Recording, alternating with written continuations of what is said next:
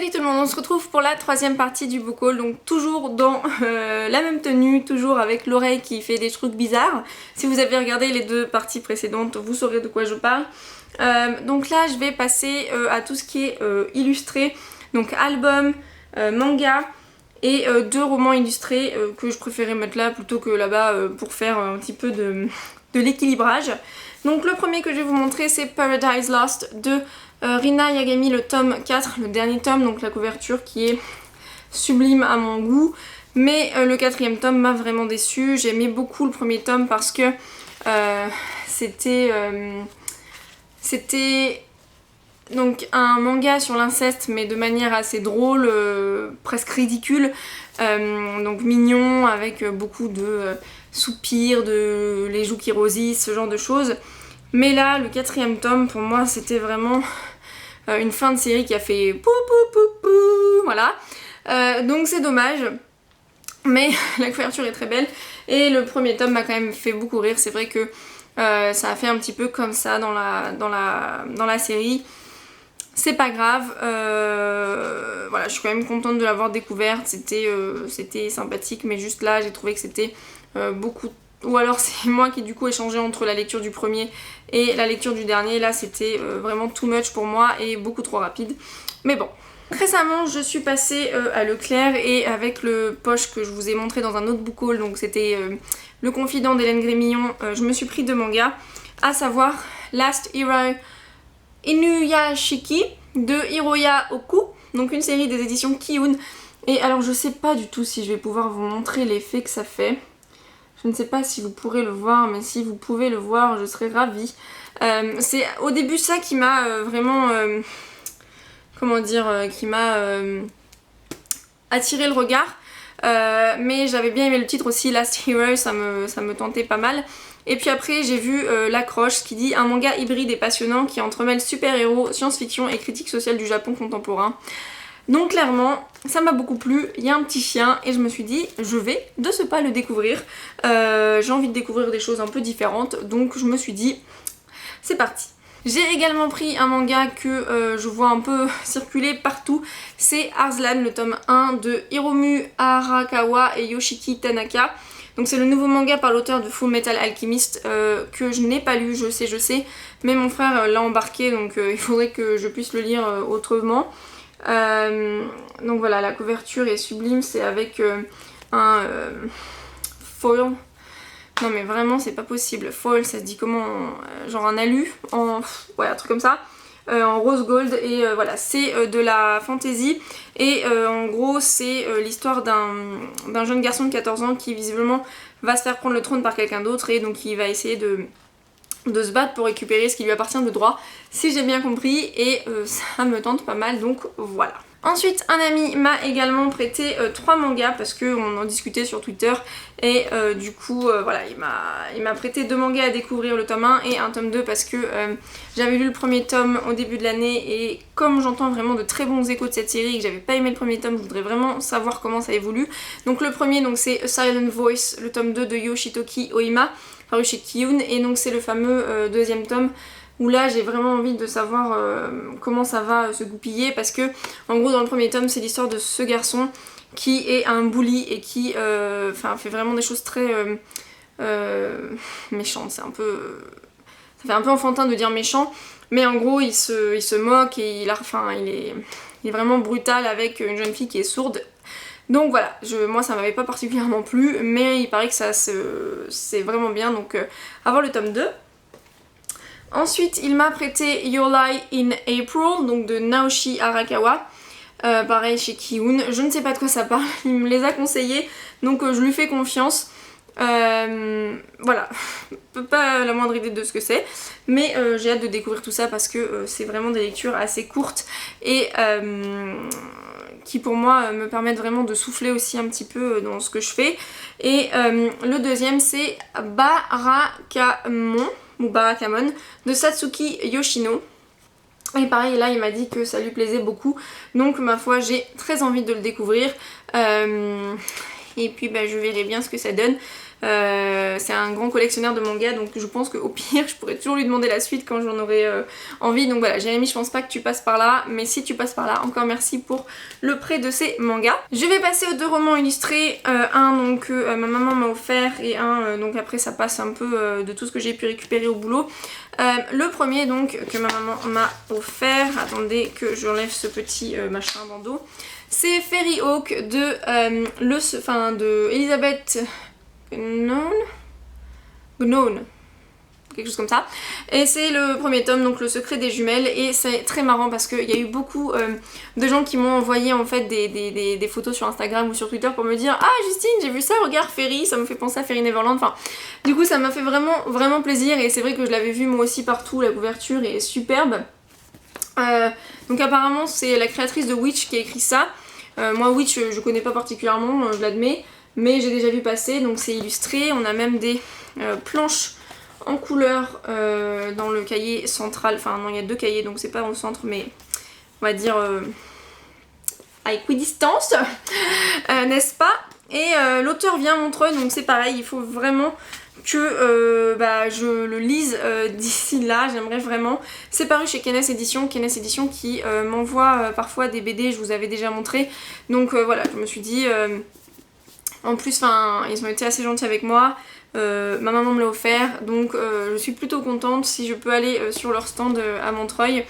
Et voilà, j'espère que ça me plaira, ça a l'air tout mignon, tout sympathique. Si vous l'avez lu, n'hésitez pas à me dire ce que vous en avez pensé. Et donc là on va passer à tout des choses que j'ai pu récupérer, donc soit à la librairie du boulot, soit au boulot même. À savoir que du coup je vais en parler un petit peu là. Simplement parce que de toute façon c'est pas forcément une info qui est confidentielle. En gros cette année donc je suis en alternance en politique éditoriale et donc je suis apprentie assistante éditoriale chez La Martinière Le Seuil Jeunesse, en fait ils ont une librairie du groupe juste en dessous du bâtiment où on travaille, qui va d'ailleurs fermer fin décembre, donc ça me rend très triste. Mais le système marchera quand même, fonctionnera quand même.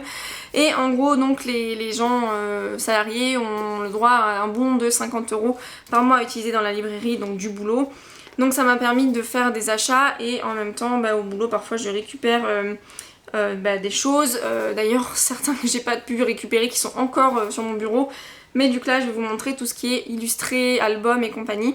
Le premier donc c'est Amanda et les amis imaginaires de A.F. Harold, illustré par Émilie Gravette, donc paru chez Le Seuil. C'est pour ça que voilà je le dis parce que vous verrez que c'est beaucoup La Martinière Le Seuil, mais ça ne change en rien de ce que je peux penser d'un livre. Ça c'est des choses qui ont été faites bien avant que j'arrive, et puis de toute façon voilà, moi mon avis sur les livres c'est le mien, c'est pas parce que je travaille quelque part que ça va changer. Je suis pas mon propre patron, donc c'est pas moi qui décide forcément de ce qui est acheté ou pas, donc parfois même tout le temps je n'ai absolument pas le moindre...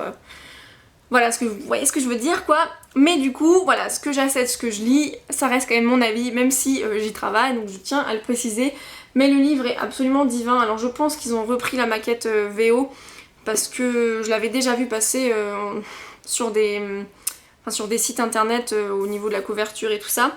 Et en gros ce livre là m'intrigue énormément. Si c'est aussi bien que Je m'appelle Budo, paru chez... et je ne sais plus chez qui, mais Je m'appelle Budo, voilà, c'était l'histoire en fait contée du point de vue de l'ami imaginaire, et c'était vraiment un superbe livre que je recommande. Et celui-ci du coup je me dis que ça peut être peut-être similaire, mais c'est vrai que du coup j'en ai des grandes attentes, voilà. Les Hand Papers, et évidemment je sais plus le dire en français comme d'habitude.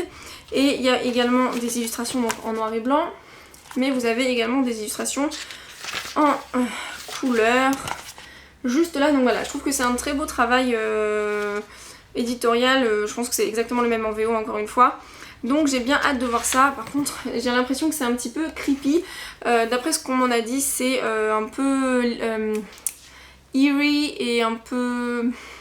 comment dire, un peu onirique, mais en même temps un tantinet effrayant peut-être.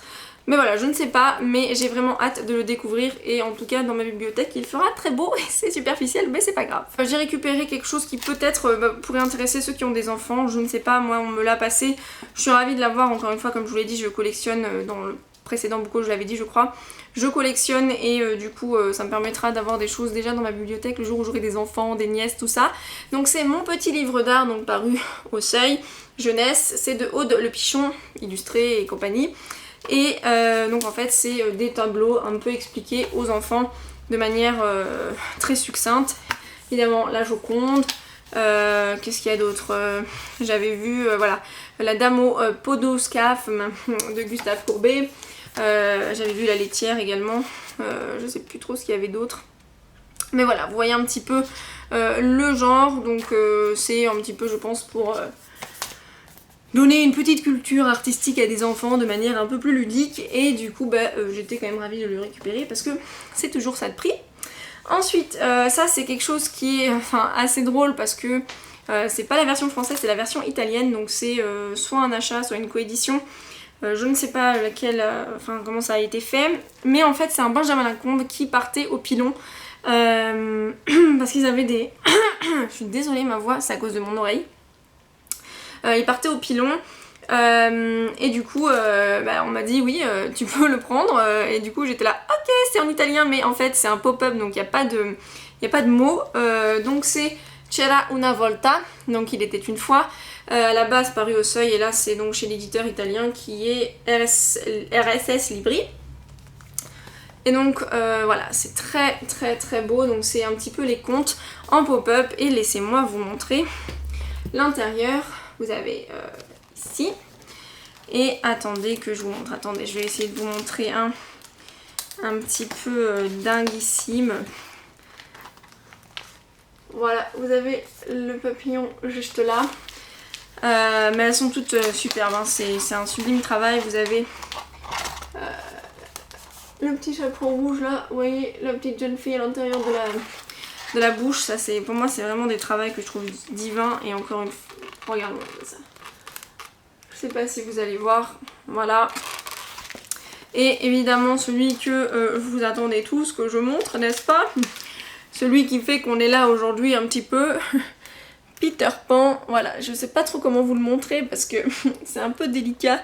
Mais du coup voilà, pour moi c'est vraiment un superbe travail, j'étais ravie. Et du coup Benjamin Lacombe a fait beaucoup de choses chez Le Seuil. Mais du coup si je prends ça, tout mon argent va passer dans les... tous mes chèques bons cadeaux et tout vont passer dans Benjamin Lacombe parce que ça coûte quand même assez cher ses ouvrages à lui. Mais quand je les vois dans les bureaux, je me dis j'aimerais bien tous les avoir. Voilà, voilà. Ensuite, toujours à l'aide de mon bon d'achat, je me suis pris l'album La princesse à la plume blanche de Ghislaine Roman et Sophie Lebeau, donc chez la Martinière Jeunesse. Et voilà, je pense que vous verrez pas trop bien les couleurs comme ça, mais je le trouve absolument divin. Il est très très grand.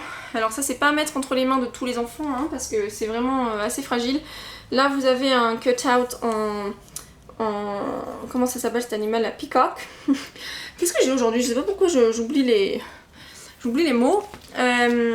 Et donc attendez que je vous montre un petit peu. Je n'ai pas encore lu hein, mais voilà, vous avez le texte là-bas et des grandes illustrations comme ceci. Et en fait je sais pas, il m'a vraiment tapé dans l'œil pour le coup et j'ai hâte de le découvrir. Encore une fois, je trouve que c'est vraiment un bel objet d'art presque. Et je sais pas de quoi ça parle, mais j'espère que je vais l'aimer. Donc celui-là c'est au boulot donc qu'on me l'a passé, c'est L'après-midi d'une fée d'André Bouchard, donc paru au Seuil Jeunesse. Et j'ai trouvé en fait la tête de la jeune fée très mignonne avec son crapaud. Voilà, les illustrations sont assez fun. C'est pas forcément très esthétique dans le sens où c'est des traits assez grossis. Là par exemple si vous voyez la tête des personnages, ça fait vraiment un peu... ça me rappelle... je ne sais plus d'ailleurs, qu'est-ce que ça me rappelle? Je sais plus ce que je voulais dire mais je me comprends. Et donc voilà, je trouvais ça sympathique, j'ai hâte de le découvrir. La dernière chose que j'ai à vous montrer, donc que j'avais pris pareil avec mes 50 €, donc c'est Le Monde des Fées de Christine Pompei et Anja Klaus.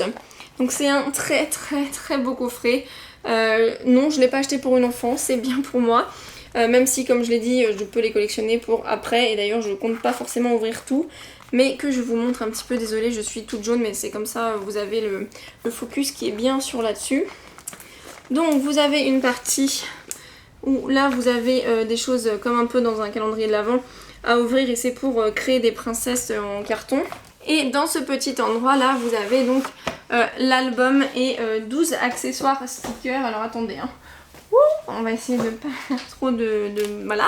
Donc vous avez voilà, les planches stickers hein, que j'essaye de vous montrer mais j'y arrive pas parce que je suis pas douée. Donc voilà, c'est pour aller avec les choses à monter. Et donc vous avez l'album qui est juste ici. Et voilà, j'ai vraiment trouvé le coffret très joli. Donc là on a la Dame du Lac et j'ai adoré l'illustration. C'était tout pour ce book haul donc de l'illustré. J'espère que ça vous aura plu et que pareil ça vous aura encore donné des inspirations. Donc n'hésitez pas à me dire si vous en avez lu certains ou si vous avez envie de découvrir des albums, des mangas. Moi je serais vraiment ravie d'en parler un peu plus parce que c'est quelque chose que j'apprécie de plus en plus également. Donc voilà, moi je vous fais de gros bisous, je vous souhaite de faire de belles découvertes et on se dit à très vite. Bye!